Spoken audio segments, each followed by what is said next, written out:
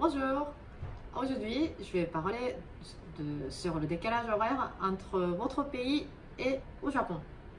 Au Japon, nous n'avons pas de l'heure d'été, l'heure d'hiver, nous avons seulement donc l'heure du Japon et on ne change pas en hiver pour l'heure de l'hiver.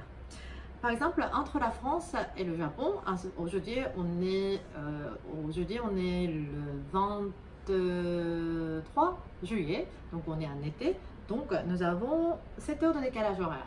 Donc si en France, il est 10 heures du matin, ici au Japon, il est 17 heures de l'après-midi. Donc nous sommes 7 heures à l'avance.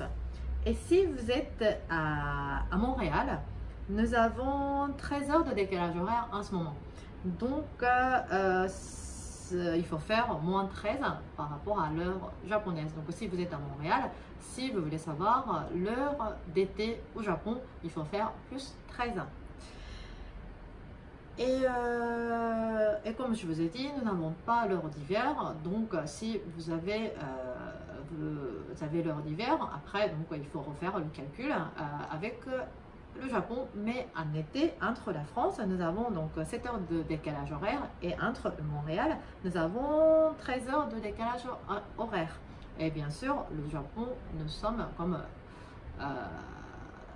le nom du Japon, vous avez, on dit le pays du soleil levant.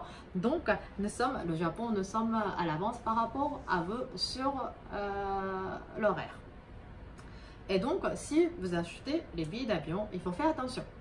Parce que comme le Japon est à l'avance par rapport à vous sur l'heure, donc il faut bien sûr calculer souvent quand vous arrivez au Japon, il faut faire en plus un jour.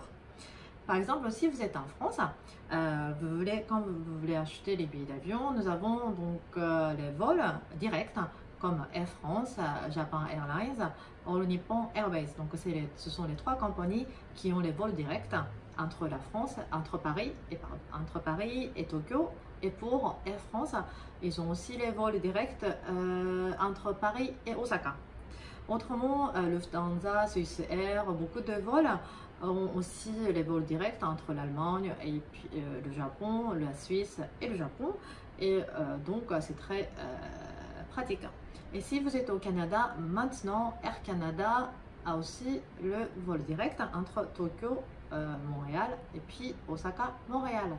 Voilà, donc le billet, bien sûr, si vous prenez à l'avance, ça coûte moins cher, mais le prix d'avion, si vous prenez les vols directs, c'est entre 1000 et 1500 euros. Et bien sûr, après, il faut payer les taxes.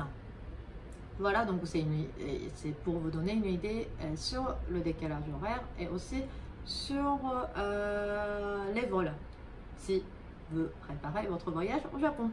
Voilà pour aujourd'hui, ça sera tout. À bientôt.